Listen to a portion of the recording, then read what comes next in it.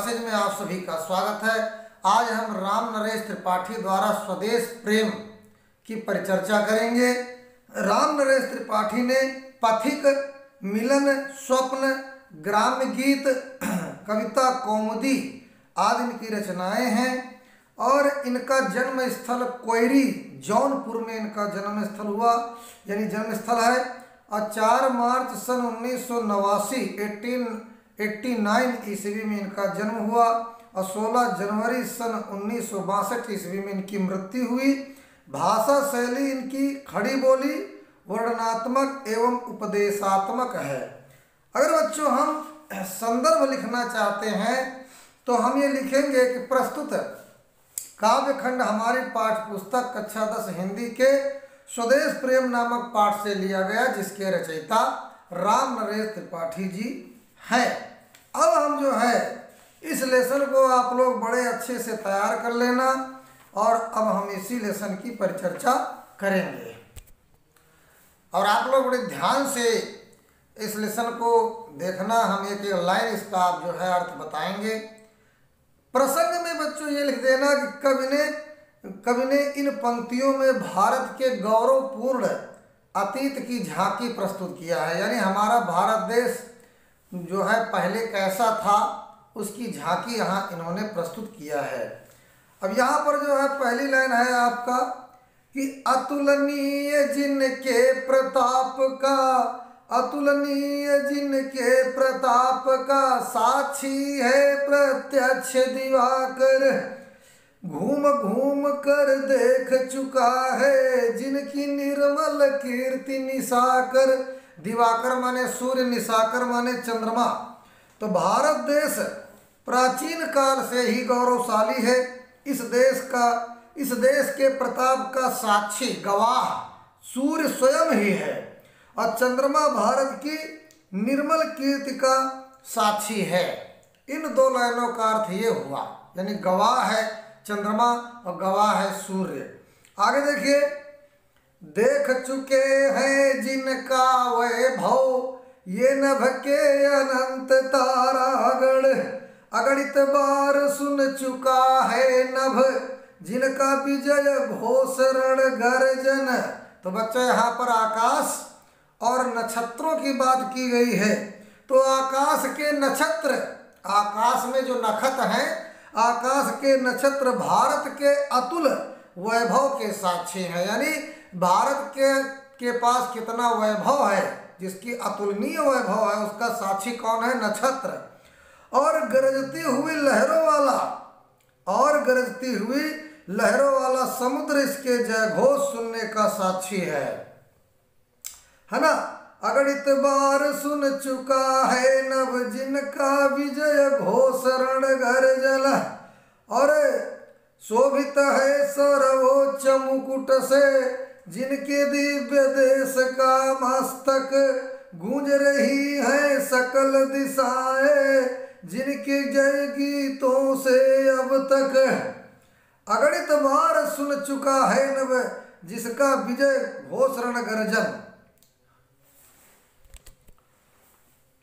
आकाश के नक्षत्र भारत के अतुल वैभव के साक्षी हैं और गरजती हुई लहरों वाला समुद्र जो है इसके, यानी हमारे भारत देश के जयघोष सुनने का साक्षी है, गवाह है। आगे देखिए बच्चों, शोभित है सर्वोच्च मुकुट से जिनके दिव्य देश का मस्तक, गूंज रही है सकल दिशाएं जिनके जय गीतों से अब तक। भारत का माथा मस्तक हिमालय जैसे दिव्य मुकुट से अलंकृत है। दिव्य माने अलौकिक, है ना। आज तक सभी दिशाओं में भारत की विजय की घोषणाएं गूंज रही हैं, है ना, गूंज रही हैं सकल दिशाएं जिनके जय गीतों से अब तक। और जिनकी महिमा का है अविरल साक्षी सत्य रूप हिम गिरिवर, उतरा करते थे विमान दल जिसके विस्तृत वछाई स्थल पर। इस देश की महानता हिमालय जैसे पवित्र और सर्वोच्च रही है।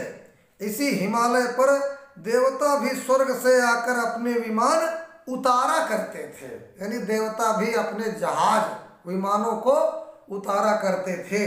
इतना बड़ा हमारा देश, इतना महान हमारा देश भारत है। आगे देखिए बच्चों कि सागर निज छाती पर जिनके, सागर निज छाती पर जिनके, अगणित अर्णव पोत उठाकर पहुंचाया करता था प्रमुदित भूमंडल के सकल तटों पर।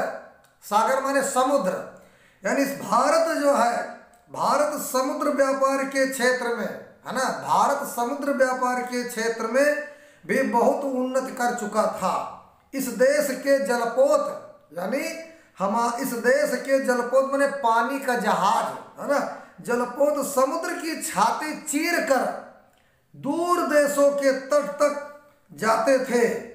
और जो है नदियों की बात कहा आगे कि नदियां जिसकी यश धारा सी, नदियां जिसकी यश धारा सी, बहती हैं अब भी निशिवासर, ढूंढो इनके, ढूंढो उनके चरण चिन्ह भी पाओगे तुम इनके तट पर।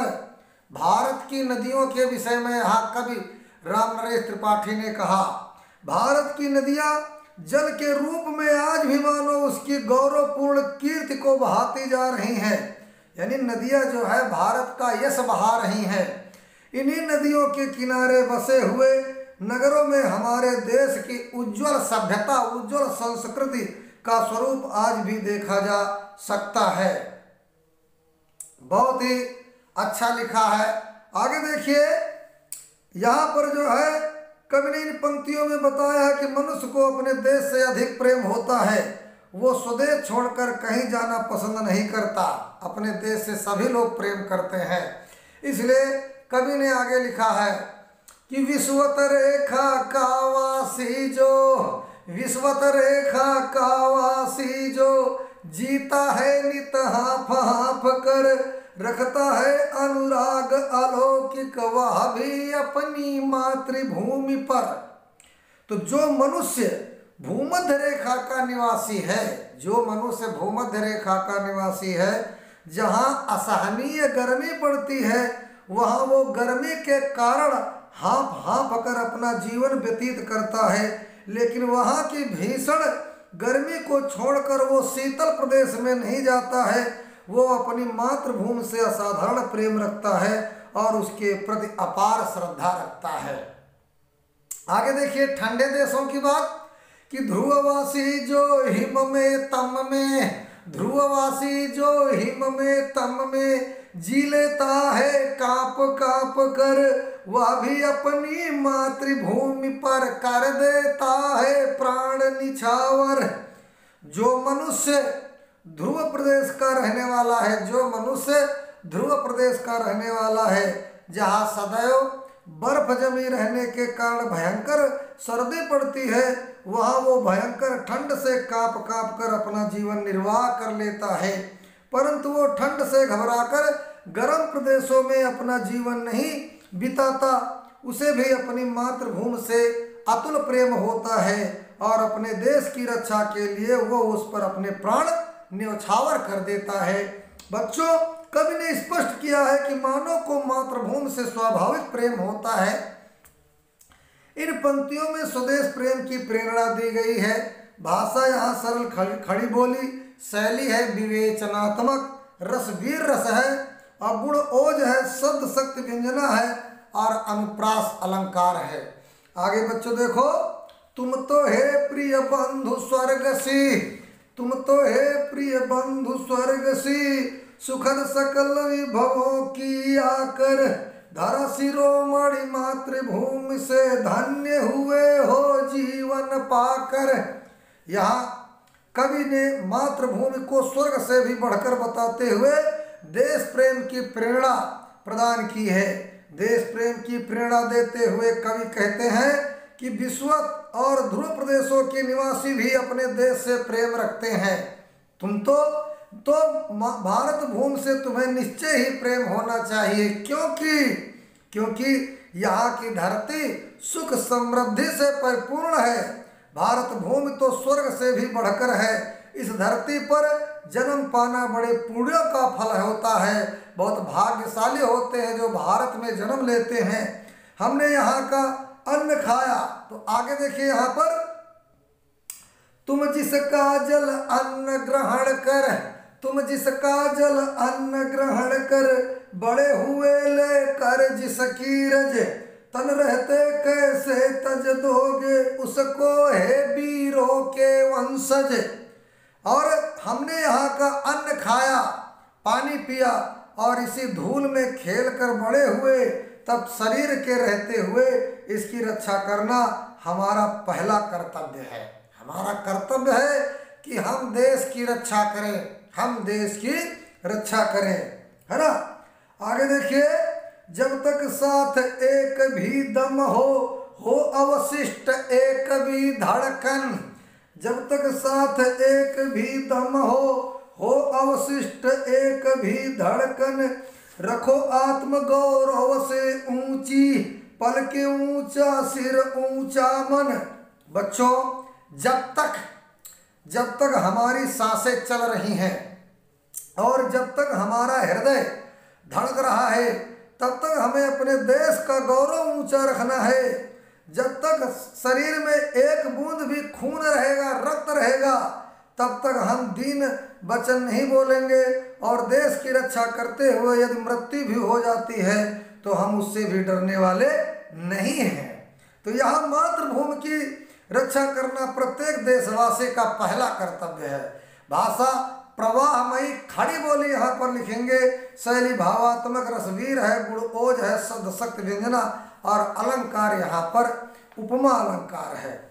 आगे देखिए, एक बूंद भी रक्त से सहो जब तक मन में है शत्रुंजय, दीन वचन मुख से न उचारो, दीन वचन मुख से न उचारो, मानो नहीं मृत्यु का भी भय।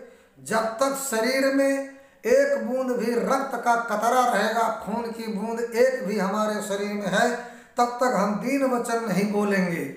और देश की रक्षा करते हुए यदि मृत्यु भी हो जाती है तो हम उससे भी डरने वाले नहीं हैं। बच्चों, मातृभूमि की रक्षा करना प्रत्येक देशवासी का पहला कर्तव्य है, जो कि हम बता चुके हैं। अगला देखिए, बहुत इम्पोर्टेंट है ना, तो ये लेसन ही बहुत इम्पोर्टेंट है। आप लोग जो है इसको बड़े ध्यान से देखो। निर्भय स्वागत करो मृत्यु का, मृत्यु एक है विश्रामी स्थल, जीव जहाँ से फिर चलता है, धारण कर नव जीवन संबल, है ना।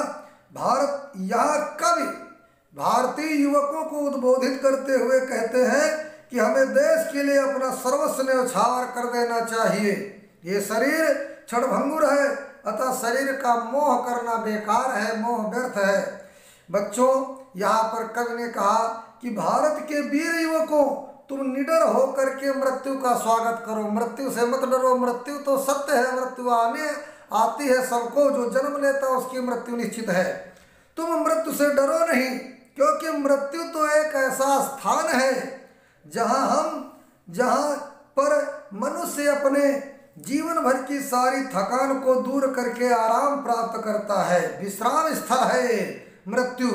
और मृत्यु एकमात्र वो स्थान है जहाँ से मानव अपने पुराने शरीर को त्याग कर नवीन जीवन का आधार ग्रहण करता है, नवीन जीवन का आधार ग्रहण करता है। यहाँ पर कवि ने मृत्यु के कई रूप बताए हैं, इसलिए बच्चों ध्यान से देखिए।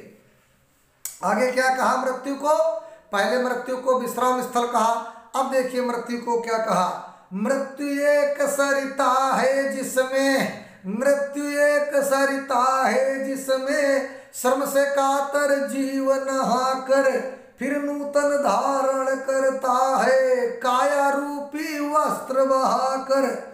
अरे मृत्यु तो एक ऐसी नदी है जिसमें स्नान करके मानव अपने जीवन भर के परिश्रम और थकान को त्याग देता है तथा उत्साह, हिम्मत और उल्लास का अनुभव करता है। वो अपने, है ना, और फिर नूतन धारण करता है। काया रूपी वस्त्र बहाकर, वो अपने पुराने वस्त्र रूपी शरीर को त्याग कर नवीन वस्त्र के समान नवीन शरीर को धारण कर लेता है। इसलिए हमें निर्भीकता और उल्लास के साथ मृत्यु का स्वागत करना चाहिए। बच्चों, कवि ने यहाँ मृत्यु से निडर होकर देश के लिए सब कुछ अर्पित कर देने की प्रेरणा दी है। कविवर मिल्टन ने भी मृत्यु के संबंध में कहा है, मृत्यु सोने की वह चाबी है जो अमरता के महल को खोल देती है। भाषा साहित्यिक हिंदी है, रसांत है, गुण प्रसाद है। और बच्चों, यहाँ पर अनुप्रास, रूपक तथा श्लेष तीनों अलंकार है। आगे देखिए बच्चों, सच्चा प्रेम वही है जिसकी तृप्ति आत्मबल पर हो निर्भर, तृप्ति आत्मबल पर हो निर्भर, त्याग बिना निष्प्राण प्रेम है, करो प्रेम पर प्राण निछावर। तो बच्चों, कवि का कथन है कि देश प्रेम के लिए त्याग और बलिदान की भावना आवश्यक है। वास्तविक प्रेम वही है, सच्चा प्रेम तो देश प्रेम ही होता है। इसलिए कवि ने यहाँ कहा कि वास्तविक प्रेम वही कहलाता है जिसकी परिणति है ना आत्मत्याग में होती है, अर्थात सच्चा प्रेम आत्मत्याग पर निर्भर होता है। इस सच्चे प्रेम के लिए यदि हमें अपने प्राणों का भी बलिदान करना पड़े तो हमें प्रसन्नता पूर्वक उन्हें अर्पित कर देना चाहिए, क्योंकि बिना त्याग के प्रेम प्राणहीन होता है। त्याग है जहाँ वही प्रेम सच्चा माना जाता है। तात्पर्य है कि सच्चे प्रेम के लिए त्याग की भावना परम आवश्यक है।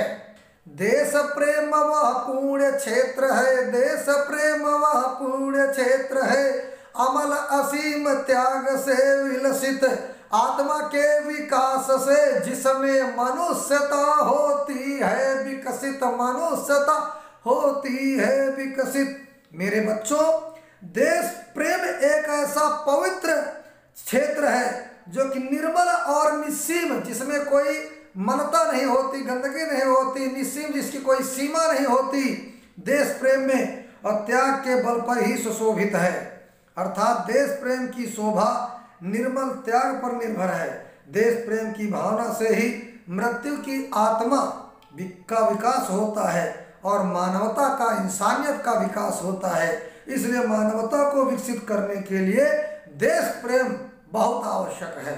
बच्चों, यहाँ देश प्रेम की उत्पत्ति के मूल भावों पर प्रकाश डाला है राम नरेश त्रिपाठी जी ने। और यहाँ भाषा भावात्मक हिंदी है, रसांत है, गुण प्रसाद है, अलंकार अनुप्रास है। बच्चों, इस लेसन को आप लोग तैयार कर लेना, परीक्षा की दृष्टि से यह बहुत महत्वपूर्ण है। और इस हमारी वीडियो को लाइक, सब्सक्राइब, कमेंट और इसको शेयर करो। धन्यवाद। Best of the luck. आप यूपी बोर्ड में आपके अच्छे नंबर आए। धन्यवाद।